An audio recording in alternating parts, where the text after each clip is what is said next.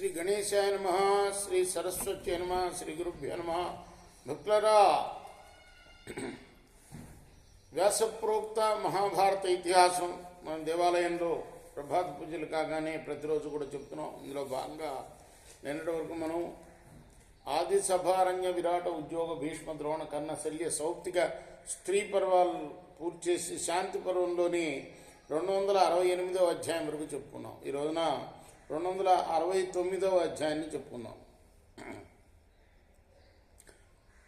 వ్యాసాయ విష్ణురూపాయ వ్యాసరూపాయ విష్ణవే నమో వై బ్రహ్మనిదయే వాసిష్ఠాయ నమో నమః. నారాయణం నమస్కృత్య నరం చైవ నరోత్తమం దేవీం సరస్వతిం వ్యాసం తతో జయముదీరయే. అంజనానందనం వీరం జానకీ శోకనాశనం కపీసమక్షంతారాం వందే లంకా భయంకరం.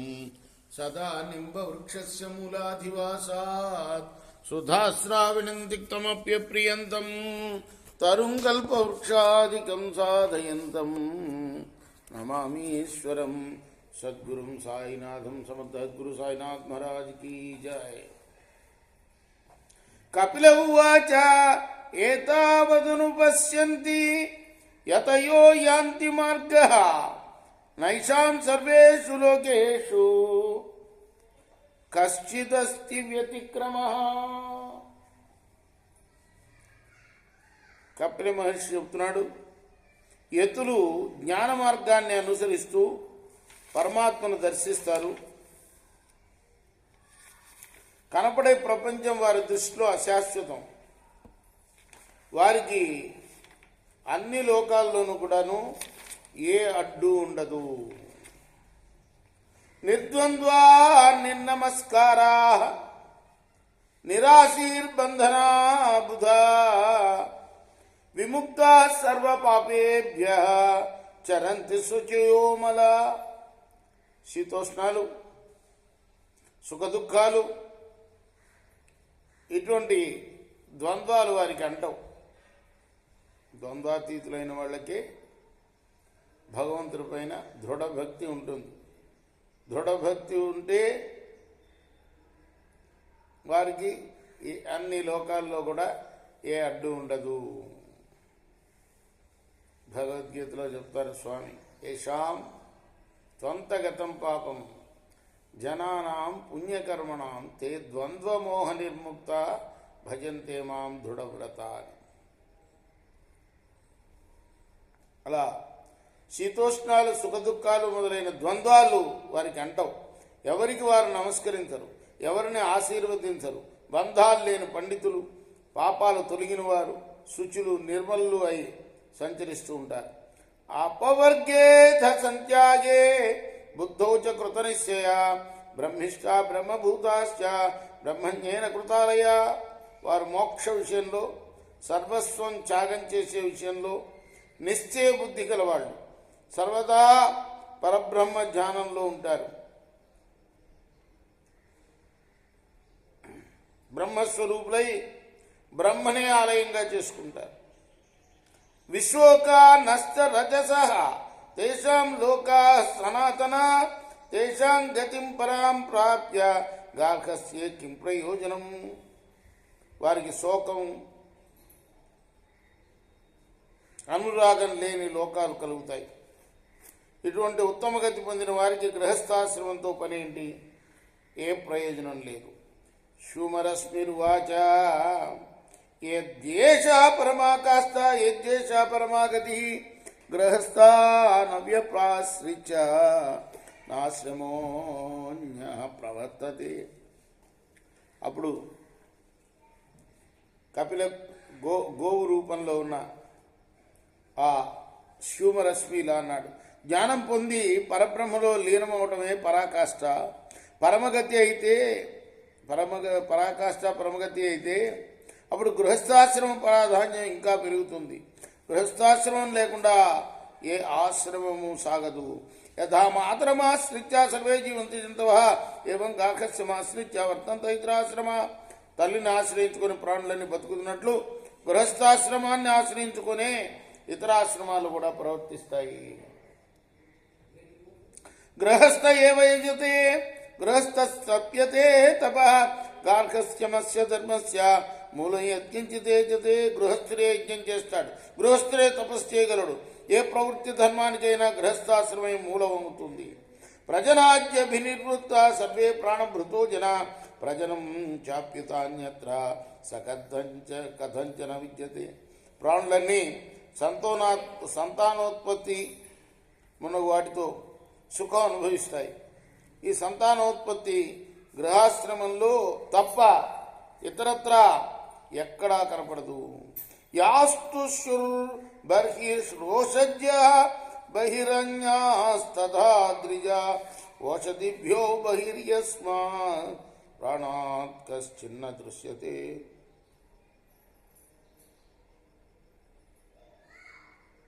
బర్హిస్సు అంటే దర్భ, ఓషధులు గృహస్థాశ్రమాన్ని యజ్ఞాన్ని ఆధారం చేసుకుని ప్రవర్తిస్తున్నాయి. యజ్ఞం వల్ల మేఘాలు,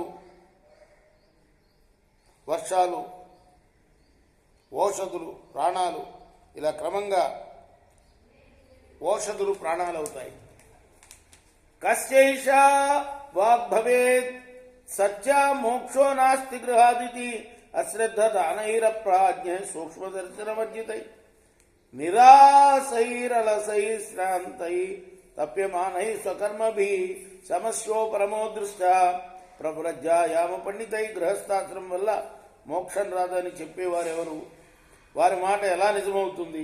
శ్రద్ధ లేని మూఢులు, సూక్ష్మ దృష్టి లేనివారు, చపలత్వం, అలసత్వం గలవారు, పూర్వకర్మలతో అలిసి తప్పించేవారు మాత్రమే సన్యాసాశ్రమం స్వీకరిస్తారు. గృహస్థాశ్రమంలో శాంతి లేదని చెబుతారు. త్రైలోక్యశ్చైవ హేతుర్కి మర్యాద శాస్త్రీ ధ్రువ బ్రాహ్మణో నామ భగవాన్ జన్మ ప్రభృతి పూజ్యతే. ముల్లోకాలకు హితం కలిగించడమే వైదిక ధర్మం యొక్క శాశ్వత లక్షణం. బ్రాహ్మణుడు అనగా భగవంతుడే, అతను పుట్టుక నుండి పూజ్యుడే. ప్రాగర్భాదానాన్ మంత్రాహి ప్రవర్తంతే ద్విజాతిషు అవిశ్రంభేషు వర్తంతే విశ్రంభేష్వప్య సంశయం. ద్విజులలో అంటే ద్విజులంటే బ్రాహ్మడు, క్షత్రియుడు, వైశ్యులు ముగ్గురు వస్తారన్నమాట. గర్భాధానానికి పూర్వం నుండి వేదమంత్రాలు ప్రవర్తిస్తాయి. లౌకిక కృత్యాల్లోనూ పారలౌకిక కృత్యాల్లోనూ నిస్సంశయంగా వేదమంత్ర ప్రయోగం ఉంది. దాహే పుర సంశ్రయణే సంస్కృతే పాత్రభోజనే దానే గవాం పశూనాం వా పిండానాన్సు మధ్యనే. మృతునికి దహన సంస్కారం చేసేటప్పుడు, దేహం ధరించినప్పుడు, మృతునికి తర్పణ శ్రాద్ధాదులు చేసేటప్పుడు, గోదానాదులు చేసేటప్పుడు, పిండాలను నీటిలో నిమజ్జనం చేసేటప్పుడు కూడా వేదమంత్రాలు ఉపయోగిస్తారు. అత్యుష్మంతో పరిశిషద ప్రవ్యదా పితరస్తదా మృతప్రాప్యన్ అనుమన్యంతే మంత్రాశ్చ కారణం. అత్యుష్మంతుడు, వరిషితుడు, క్రవ్యాదులు అనే పేర్లు గల పితృదేవతలు మృతుని శాంతి కోసం వేదమంత్రాలను అనుమతిస్తున్నారు. సర్వధర్మాలకు ఆ వేదమంత్రాలే మూలం. ఏవం క్రోశస్సు వేదేషు కుతో మోక్షోస్తి కశ్చిత్ రుణవంతో యదామర్చా పితృదేవద్విజాదిషు.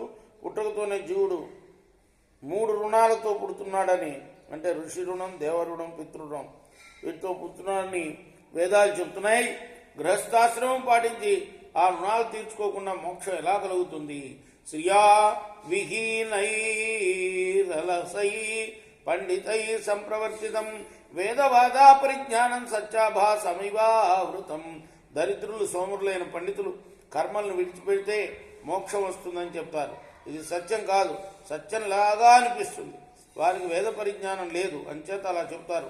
నవై ప్రాపైర్హ్రియతే కృష్యతే వా యో బ్రాహ్మణో యజతే వేదశాస్త్రై ఊర్ధ్వం యజ్ఞై పశుభి సాధమేతి సంతత్పరితర్పయతే చ కామై. వేదశాస్త్రాలను అనుసరించి యజ్ఞం చేసిన వాడికి పాపాలు అంటవు, దరిచేరవు. యజ్ఞంలో ఉపయోగించిన పశువులతో పాటు అతను పుణ్యలోకాలకు చేరి సకల భోగాలు పొంది ఇతరులకు కూడా తృప్తినిస్తాడు. నా వేదానాం పరిభవాత్ నా సాక్ష్యేన మాయయా చాట్యేన మాయయా మహత్ప్రాప్నోతి పురుష బ్రాహ్మణి బ్రహ్మవిదతి. వేదాలను అవమార్పించినంత మాత్రాన మూర్ఖతతోటి, మాయతోటి ఎవ్వరూ పరబ్రహ్మను పొందలేరు. వేదాన్ని అనుసరించిన వారు పరమాత్మను పొందుతారు.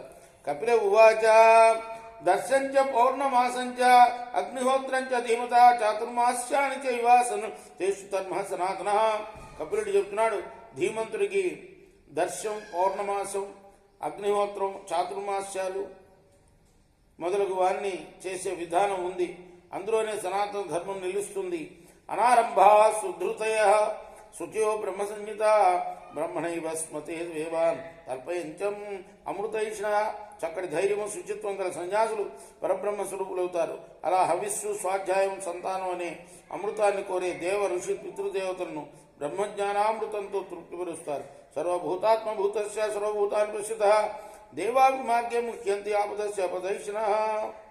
సర్వభూతాత్మరూపుడై సర్వభూతాలను ఆత్మరూపంగా చూసే నిర్గుణ్ణి వెతికే మార్గంలో దేవతలు కూడా మోహం చెందుతారు.